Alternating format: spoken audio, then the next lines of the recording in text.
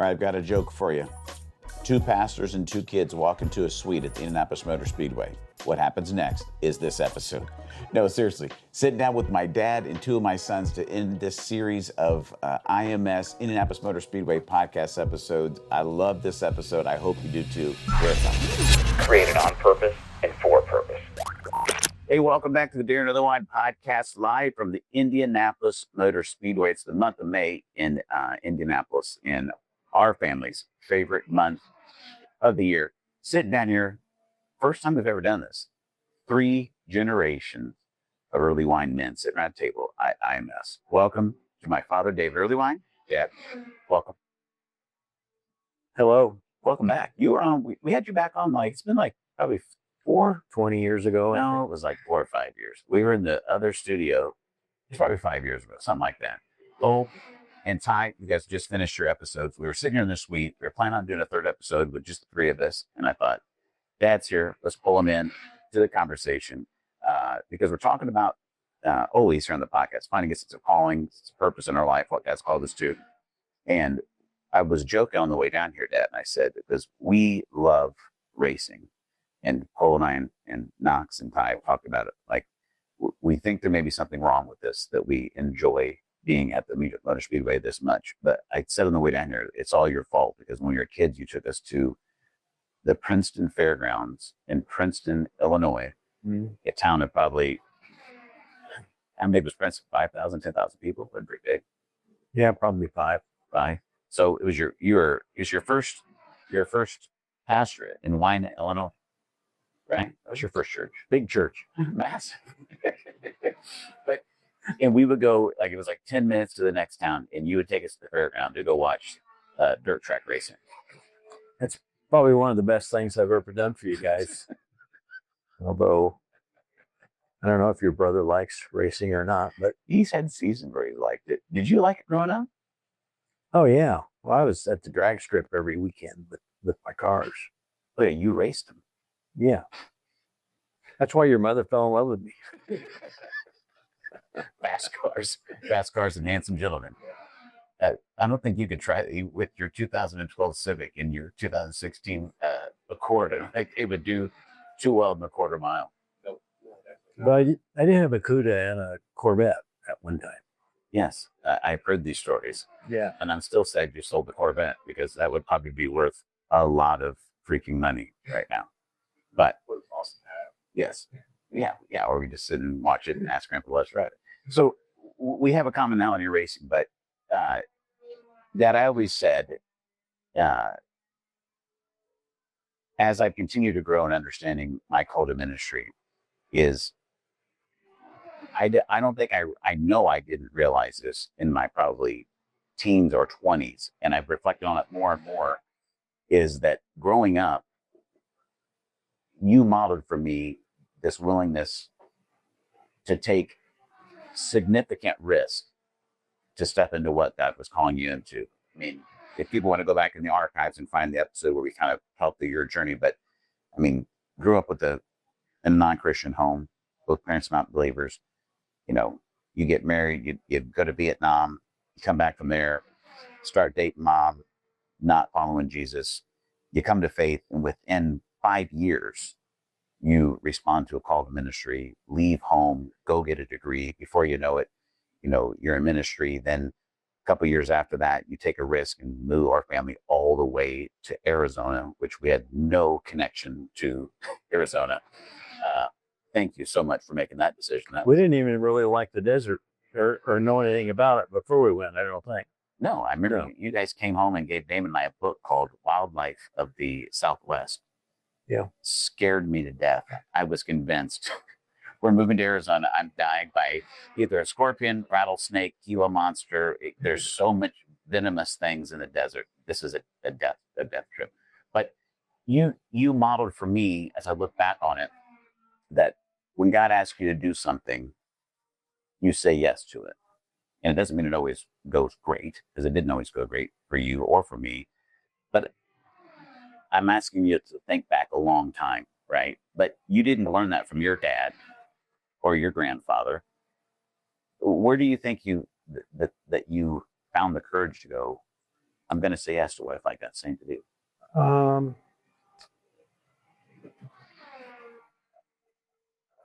One of my first pastors that ever came alongside of me, and maybe he saw something. He was a godly man. Shout out to Willard Metz. Yeah. Uh, he was just a remarkable. He just saw value in people, and just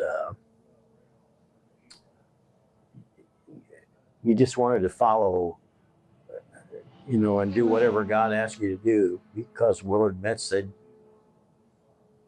"You can do this." Yeah. He let me, this is my story, and it may not even be true. I can't remember back then, but he gave me opportunities in leadership, and opportunities to share my testimony, and my conversion was pretty dramatic as far as change. Yeah.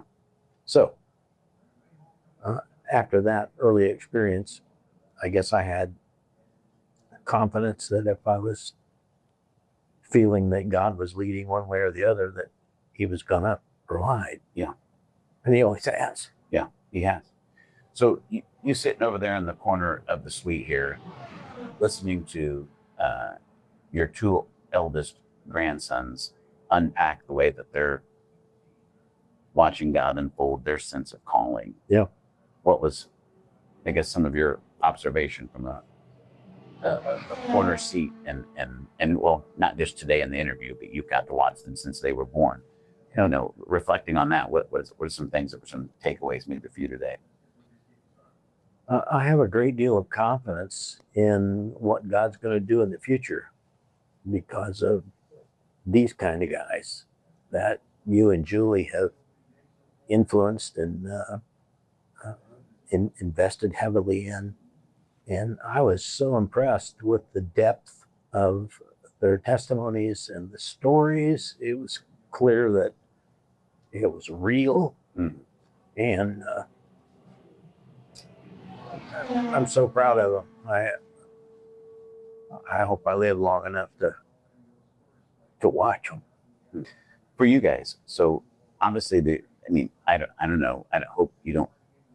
I don't know if I've really ever asked you this, like that you feel some kind of pressure of like from my life, like you got to do something significant or what. I hope that my life has been more of a blessing to you than a pressure to you. But you guys, your story is much different than Grandpa's, right? I mean, for him and Grandma, they were really the first people of faith, in our life.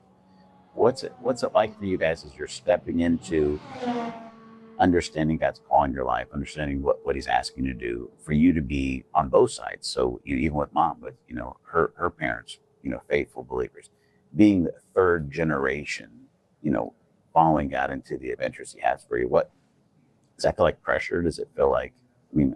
What is that? What's that like? Cool. Yeah. You're not a very cookie cutter person. So I don't really think we grew What up. does he mean by that? I don't know. We'll edit I that think out he later. just insulted you. Well, I don't know. I bet PJ and everyone else that knows you and works with you knows you're not quite controllable. Is the word I'd use. I'm a rogue, not a rebel. Yeah. That's what we say as Yeah. a collective, right, PJ? Yeah. Yeah. So yeah. So I think for you, like we just grew up so different than everyone else. Like I try to explain that to people when they're like, "Oh, you're a pastor's kid." I'm like, kind of. Yeah. I'm like, technically I'm a third generation one because my grandfather was, and if you ask me, I'd be like, yeah, he was a pastor. If you ask me what my dad does, I'm like, I don't even know. A lot of different things. So I think for us it's different. Like we grew up going to restaurants and bars and events and places like this, like going like to unordinary places doing like the Lord's work in them. So like I think for us, we talk about like the confidence of like not being able to share faith anywhere. It's like because we did. Like some of the restaurants I probably shouldn't have been in when I was that age, but you're just there doing those works. But I think also when you think about like believers, I think also they were at an advantage because you have 4 4 grandparents praying for you. You have two parents praying for you. You have that. And I do think I don't think a sense of responsibility comes from your life. I think sometimes you're crazy. I would say my responsibility more comes from being a brother in that sense of like, there's a responsibility to uphold there of looking at your brothers, because it's like you expect, like I know I'm gonna be led by him, I know I'm gonna be led by you, like I know I'm gonna be led by pops and Nana and grandma and mom, but I'm supposed to lead them. So I think that's for me more than anything. But yeah, you're not normal, so Thank you. I It's the greatest thing you could ever say to me, Cole. so I don't ever feel like that pressure, because sometimes I'm more rigid than you are, so I don't get too nervous about that. No. Ty, what about you? Yeah, I think Cole makes a good point there of like when you say like the pressures of our faith in that sense, I feel like I've always been like, and like there is times when you grow up in a household of such strong belief in the Lord. There is times where like being introduced to the Lord earlier, you get the things of faith that conviction and different things, and there's definitely parts of my life where I'm like, it would be like, your faith starts to lack. And every time I have that happen, I'm like, my life sucks right now.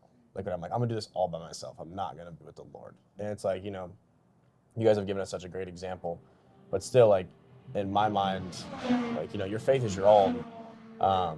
And there's times where it's like, I don't feel the pressure to do it. But then there's times where it's like, you have such a firsthand experience of what the Lord can do. Whenever that doubt creeps in and you start doing things on your own without the Lord, I feel like I get this like image and this feeling of my life whenever I start to do that of like, what am I doing? Like, this is just horrible. My life sucks. I'm upset all the time. I'm quick to anger, like fall into temptation, all these things. And I think that like is true in a sense of like, there is times where like, you feel that pressure of like, you guys are both pastors. You guys have changed a bunch of lives, like all these things. But like, it's never been something for me where I feel like there's like a number scale of like, these are how many people Grandpa saved, and these are how many people Dad saved, and these are how many people everybody else in the family has saved. I think like you guys have also given us a great opportunity of like, you give us like an area to grow in our faith, but you let us discover our faith on our own, and that's been something that's been great because it doesn't feel like every single day. And Cole makes a good point, like you're not the cookie cutter like pastor of like all these things, and that's such a great thing because it's like you allowed us to like you've allowed us to stumble and fall, and you're there to pick us up. And that taught us later in life, like when we're stumbling and falling, like we can pick ourselves up now too. That's a big thing. And then also Cole talks about like now we're at a point where me and Cole are like, Cole's an adult, I'm on the verge of being an adult. Knox is 15. I think my perspective, Cole talks about like, leading the brothers, which he's done an amazing job at. I can say that from firsthand experience. I think for me too, a little part of it is like I'm in the middle. So like I have, all of you guys to follow. And then I also still have Knox where it's like, for those 2 years when Cole was at Ball State, a little different than how I am. Like I'm home all summer till September. Then I go back. Cole's here for May, and he's back in Muncie. He can be home on some of the weekends, but he's still in Muncie all the time. Like for Knox and me, for those last 2 years, it was like I felt like so much more of an older brother than I ever had. Yeah. And the Lord provided. Me and Knox's ages lined up where I got to lead, his friend group and Young Life, as I've talked about. But it's just so like I feel like that pressure's not there in any way. Just because of how much support you have. Like Cole said, everybody's praying for you, and you have all these people that are doing it. Grandma and Grandpa were at all of our sporting events all of the years, supporting us, loving on us. Like for, a couple summers there, you're coaching Knox, Cole can't drive, Mom's with Cole, I'm riding to games with Grandpa and Grandma. You guys are showing up later. Like they've been such an impactful part of our life, even when we're not in a church or a faith-based thing. Because it's like, you have taught us, like, no matter where you are, if it's a bar, if it's the racetrack, if it's a concert, if it's, the comfort of your living room, like, faith-based conversations can happen anywhere, and people can, be changed in any way possible. That's just something that is so especially for me, because I have a little different experience than Cole and Knox talking about. Like, I did spend a lot of time with grandma and grandpa. I did ride in that car a lot of times. I did have a lot of those conversations. And that's something that I will always cherish, because I never, ever had the feeling of like, oh, mom and dad aren't coming to my game today because of the other two brothers. I was like, oh, I'm going to grandma and grandpa today. Like, it was always like a thing where it was like, you know, they're right there to step in. You know, they're 20 minutes from the house. Whenever we were younger, you know, we go spend the night at grandma and grandpa's, you know, have dinner. You know, we're still getting together for Christmas and all these things. And it's just so great because, like, there's a lot of people that don't have the luxury of, you know, even one set of grandparents that are nearby. And that's just been something that I cherish so much of, like. So it didn't feel like pressure, it felt more like support. Yeah, it was like so supportive, where it's like in all the areas of your life when you don't think your faith is getting built up, behind the scenes, the Lord is changing who you are in a way of like, you know, you can have those tough conversations with grandpa. It doesn't just have to be with dad, you know, and that's just something that I cherish so much because of, you know, the leap of faith that grandpa and grandma made of like not being believers. Grandpa's transformed, and, you know, now we sit here right now at the Motor Speedway filming a podcast, and, you know, I texted you yesterday. We only thought we were gonna have 4, you know, be us and PJ, and then we get 5. I get home, bring you lunch. You're like, Grandpa's coming. I'm like, awesome. Yeah. And now, you know, Grandpa's sitting at the table with us right now, and it is something that's it's such a luxury to have. That is like, there's no pressure at all. I feel like I have the most support I could ever have, and that's just such a great feeling. Love it. Hey, sorry for the interruption here in the podcast, but I wanted to take this moment to invite you into something. If you've ever been in a place in your life where you just felt stuck, you felt like maybe you're just spinning your wheels, you've been thinking there's got to be more for me. I listen to the podcast all the time, and I hear Daron talk about on purpose and for purpose. I have to discover my purpose. Well, that feeling is right. You do need to. And I want to help you. I want to help be a guide for you to step into who God's created you to be.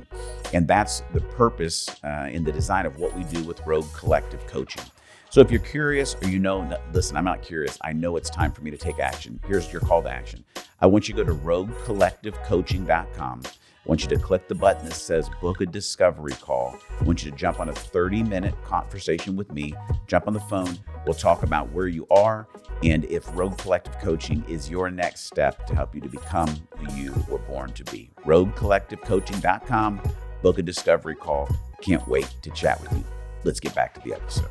I had a question for you that I don't think I've ever asked. All right. On Cole saying that I was crazy, which I did actually take as a compliment.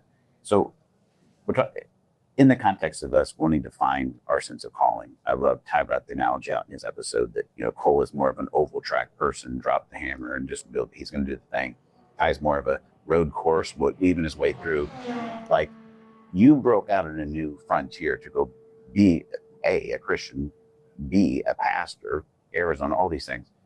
But then I followed in those footsteps. But, you know, back in 2010, 2011, 12, wherever, when we were starting Pup Theology, and then I left local church work to go start a nonprofit and talk to people in bars and then talk to people on the radio, and now with what we're doing with business, were there times for you as a dad that had more of the traditional ministry path that you were like, what's Daron doing? Is he crazy? Or was it like, was it exciting, or were you fearful? I guess, did you think I was crazy? No. I thought you were exceptional as God's gifting. You, like me, you married right. Amen. I credit your mother, Debbie Spa, for those of you out there, and that was God's deal. Again, Willard Metz, you know, married us, and but it's just interesting to watch how just normal life all fits into God's, you know, orchestration. You don't know it at the time always, but you wake up 50 years later and you can just God was there, and he did that, and he connected us with this group, and you know, uh, I recommend marriage, guys. We're working on it. We're Yeah. trying. And really, I don't want to take credit for this, but it's really important who you marry. Yeah, I mean, mom has definitely been the foundation and stability rudder in our family growing up. And I know the boys would say Julie has been the stability rudder in our family. There's no doubt. So you're saying some of it, you thought that I had the gifting to do it, but you also knew I had the support of an amazing wife. And then you saw how God kept showing up. So it didn't seem like crazy. It just seemed like the next step of adventure, faith, journey. Yeah, I mean, you were exceptional from the time you were born. I mean, you were just, you're Daron, but God has There's lots to unpack there. No, I mean, in college, when you were in college, didn't matter what you were doing. It was successful. It was honoring to God the Father, and He blessed it. So everything, as I look at it, I'm glad that you weren't, that you didn't grow up like me, that you grew up in a Christian household and hopefully picked up some things on how you treat people and how important, people are. Yeah. I'm just rambling. No, I did. And I think, I love what you guys have talked about, and the things you picked up, because I can remember, we're an amazing preacher when you preached. And I loved going to church to be at church with people. And then we got to start playing our instruments, and you let us be a part of the worship team, which was awesome, and encouraged our guests really young.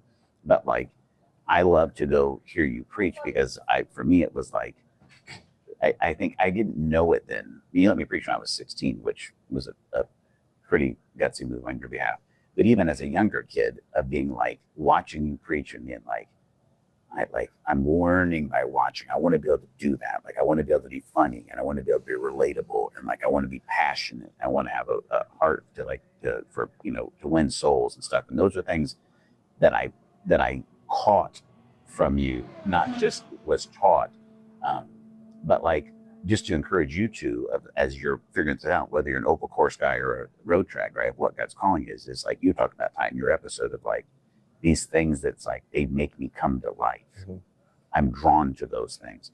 And I know, watching your ministry, Dad, there was parts of it where I was drawn to yes, that, there's something about that. And I think at the same time, being, a local church pastor, there was a lot of that too, that I was not that, you know what I mean? And I didn't know how to understand it as a 20-something-year-old, right? And it took me almost my entire decade of my 20s to figure out that the local church isn't bad. It's just not what God's called me to, right? I'm an evangelist, apostle in the kingdom. I'm not a local church pastor, but there were things in that I could pick up too. So just to encourage you guys, there are things you're going to have caught from me, and you talked about some of that, but also paying attention to, and this is for the audience too, there's things that are going to resonate with your soul. There's going to be some things you just go that's not it. But to have the courage and to receive permission from our Heavenly Father of it can be different. There can be a different path. You can have the courage to go out and do that. But I think the big part about that, what you've given me, and hopefully you're saying we've given you guys, is support to say, hey, go out and fail, mm-hmm. right? Fail often, because there's this beautiful thing called grace, and you're going to learn the best through your failures. Try it, take the risk, go after it. So with that question, this will be, we'll start to end the plane, because honestly, we're all just chomping at the bit to go out and watch race cars right now. So this is a discipline in our love for Jesus that we're having this conversation while this is happening behind us. But last question for this conversation. Cole, you might be 12 months, less than 12 months, 12 games. away from a massive piece of your identity. I am an athlete, high school athlete, college athlete, like to where potentially if you wrap it up in November, like that will not be a part of who you are. And you'll step into this new thing. So this, keeping the track illustration, this oval track race comes to an end, checkered flag waves. And now you have to step into something else, right? Ty, you're at a place where I'm on the road course. We've got some, it's a longer race. I've got some years. I'm kind of discovering that sense of identity, right? So I guess the question would be like, what are you fearful about, not Cole, and what excites you about it? And maybe Ty, the same question, right? I know you thought about it. We've talked a little bit about it, but I mean, what do you think? I mean, what are you fearful about? What are you excited about? Checkered flag could be in the future. I think I'm excited about a little bit of freedom. Sleeping in. Not that, I don't like doing that anyway. I would say a sense of freedom. When you do what we do, it controls a lot of your life, your schedule, your routine, your discipline, physically and mentally, emotionally. So you become very particular in how you go about things. I think it'll be nice when I can just kind of not do whatever I want, but it's a new freedom that's given with time, energy, and effort. Like I was making the joke, my buddy asked me if I wanted to pick up basketball this week, and I was like, I can't. Like, what do you mean you can't pick up basketball? You're a college athlete. It's like, no, like if I get hurt, like this could have ruined the next 6 months of my life. Like I can't play. And they were like, oh, okay. And I was like, I can play. I'll play in every church league, pickup league you want when I'm done playing. But I can't do that now. So I think that freedom of life will be different. I think also spiritually seeing where God wants you to move. Because you never know. Like, I've lived in Indiana all this time, but he may be like, hey, pack your bags, we're going somewhere else. Arizona? Probably not. They're trying there. People are already there. I'm just saying, like, you never know. So I'm excited for that. I think I'm kind of excited, a little bit nervous of not having that label anymore. Being like, oh man, you're a football player. That's what you do. That's what I do, but it's not who I am. So that would be kind of nice. Of like, everyone will ask you, how's football? It'd be nice when someone asks you, how's life? Like, everybody wants to know how's football. Yeah, it's good. Yeah, you know what I'm saying? Like, it's like, oh, it's good. It's football. They rarely ask you how's life. Like, how are you doing in the rest of life? Like, I ask you, like, how are you doing? They'll be like, good, I'm doing this, this, and this. I rarely get asked that. It's usually, man, how's football? It's still football. It's still the same. I did the same thing yesterday. I'm going to do the same thing tomorrow. I'm going to do the same thing in 6 months. So that part's going to be nice. Fearful, I think fearful is, where am I going to make kingdom impact when I'm out of football? Because for so long, like, that's been how I've made impact. Those are the people I'm with. That's what I do. It's like, man, how do I go out of that? Like, is it in my job? Is it something I start? Is it something I grow? Is it, you never know. So it's kind of like, well, I don't know. And I don't know if it's fearful. It's kind of like an unknowing. Sure. I think, like Grandpa said, like, you look back and it's like, well, God was here and here and here, and he's everywhere. Like we talk about, like, God never moves. You just move back and forth. Like, he's the center of everything and he's everywhere. You just either step closer or you step farther away. But he never moves because he's always there. So I think that's the big thing of, like, you know what? I have no idea what's next. I don't know where I'm going to work. I don't know what I'm going to do. I don't know if I'm going to be done playing football in 6 months or not. I literally have no idea. I think you played another year. Like, if we're going to keep joining your guys' cliche racetrack things, just Jesus take the wheel. I'll join your guys' whatever you were calling these things. It's called an analogy. Analogy, yeah. Sure. Your corny analogies. I'll be It's a good one. no, that one was good. Your other analogy is gonna be kind of corny. But I'm saying, like, just you take the wheel. Like, I can't. Like I said, like, I'm an oval driver. Every day I wake up trying to win Indy 500 because that's how I am. I run the laps as fast as I can and win the day. But it could be I have to learn how to drive on a road course, and I don't like doing that. I like road course racing. I like oval racing for a reason. So I like to go fast and I like to try to win. So that could be a different thing of just changing how you drive your car. Yeah. See, this is good when we get that analogy. This is feeling good. You never know where it's going. All of a sudden, you're there. Ooh. Save me, PJ. Save me. Ty, what about you? What are you excited about? What are you kind of fearful about? I think, like, when Cole sits here and talks about, you know, like his identity as a football player, you know, like in the point of life where I am right now, like I have my identity in Christ, but like I don't have like that thing that's like my identity outside of you that. got a thing yet. Yeah, like I don't have my thing yet. Like I'm not, you know, I'm an open book. You know, I'm a blank notepad. Like I got nothing going on. That's another great illustration. And He's got analogies for days, Cole. but I think what I'm overly like excited for is the fact that like the way that, you know, the Lord has wired me is that like I'm at a point now where I don't know what's next. I don't know what's going to happen. And you know, there is a part of your life where, you know, you would like to, you know, be on the oval and do the same thing and be really, really good at it. But I think it's something that I'm just like really excited for is the fact that like I don't know what tomorrow's gonna bring. That's such like a fascinating idea to me, like the idea of tomorrow, like, you know, not promised. You don't know what's gonna happen. It's just a really cool thing because I spent a lot of time in the first semester of school counting down the days till I'm coming home or counting down the days till I have a big assignment. And I missed so many small moments that I would love to like have cherished more. You know, like never going back to the dorm. Like the guys, like, you know, I would complain about, man, like we're living on top of each other, guys. Like we're always around each other. We're getting on edge. You know, people are getting frustrated with each other. But now I'm sitting and I'm like, but I'm never going to get that again. And that's a thing too, where it's like with my life being this huge question mark of like, you know, am I going to keep working with you for for an extended period of time? Or, you know, is this going to be a thing where I do it for a little bit and the Lord's like, you know, this isn't exactly where you're supposed to be. Like maybe you fit here, but you fit better here. That's something that just I'm really excited for. But, you know, that does bring a lot of fear and anxiety. Or just the unknown. Of just the unknown. And I think for me right now, like I'm really excited to see what will happen. But, you know, you have that, like I've struggled with it my entire life of like giving it all to God. And I think that's a little bit of the fear factor of it is because like, even though I am, you know, a road course person and I like different ways of going through things, like I still want to know what track I'm on. Yeah. Like I don't want to just go out there and not know what the next turn is because high chance that I'm not getting it right.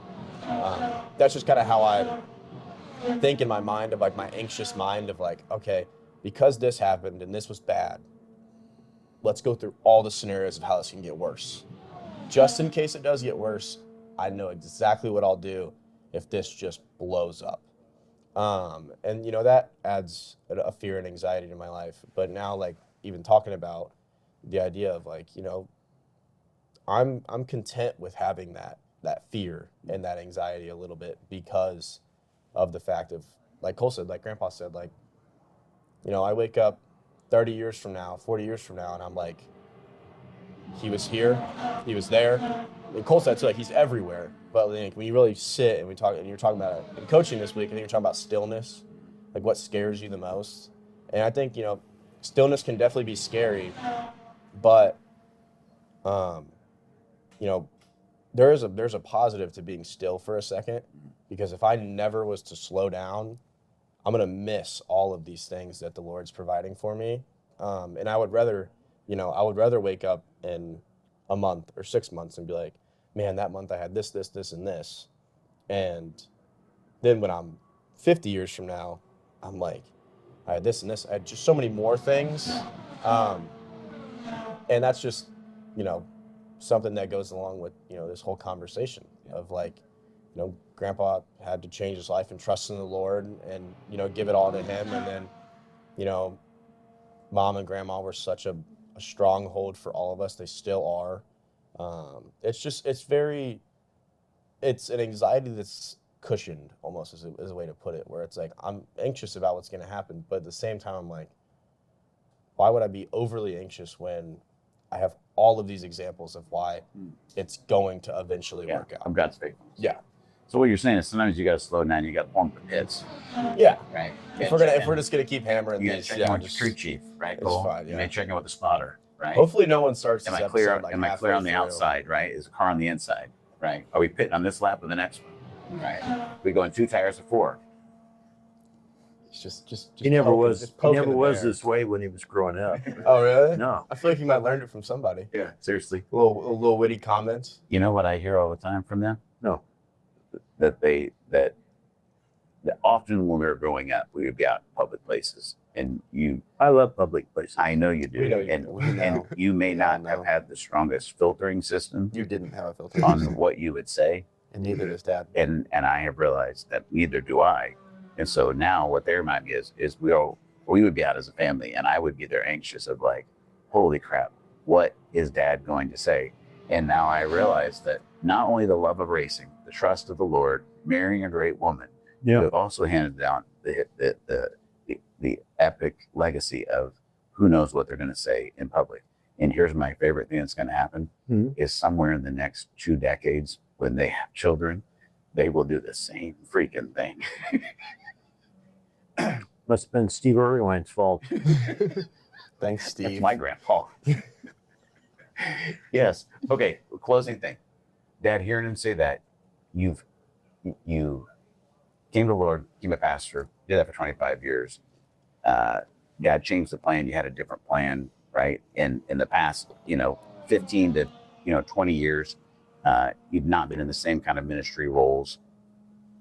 What was the constant that allowed you to kind of to walk through those ups and downs and the changes? Because they weren't always great. There were some tough times in there, but you and Mom, I feel like I've watched you guys.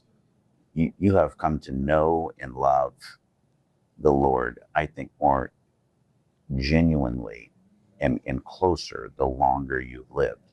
And it's not been the same kind of perfect journey. So they're going to have an unknown, kind of fearful, who knows what kind of journey from the third generation type advice. What would you say is a piece of advice for the unknowns coming on the adventure? God is faithful, and there are hurting people that you don't have to have the answers for, but you just have to be with them. And you have to be sensitive to what they're saying, what they're experiencing. And some of my favorite ministry memories is, in the hospitals and the nursing homes, and holding. I never used to be that emotional. That's fine. That's great. Sorry, I love don't know if that's coming. I love the I because cry every time I walk. yeah, CJ cries every time. It's fine. We're used to it. But the cool thing is, I've had friends that were in ministry and they hated all that emotional stuff, and I was just drawn to that. Send me, I'll go. It's the greatest thing about being a Christian is being able to be broken and emotional in front of the cameras. This is going worldwide. Mhm. Yeah. But, God wires us all for different things. And I don't expect you to be like me, but God really knows what he's doing in putting our lives together and directing us to, you'll be coaching at, Ball State's football, in 10 years. He'll be a surgeon or politician or something. I don't know. I think I'm good on that one. I would not be very good at that. Senator Earlewine. Could be. You never know. Yeah. Yeah, maybe make. I don't know. People respect tall people. I've always heard that. I've never experienced that myself. No. That's why I've had so many problems. So our comedy tour is coming to coming to city near you. cities near you. All right, guys, thanks for taking the time. Yeah. Cole, Ty, thanks for doing 3 episodes. Dad, thank you for impromptu joining us on this one. It was a blessing to me, and I know the voice, and it was a lot of fun. So appreciate it. It's interesting to see the feedback. Sure. It'd be great. I know it will be. Hey, appreciate you downloading this episode of the Earlewine podcast. We'll see you on the next one. But until we talk again, remember this: God's for you, not against you. He's near you, not far away. And He's created you on purpose and for a purpose. Thanks for listening to this episode of the Daron Earlewine podcast.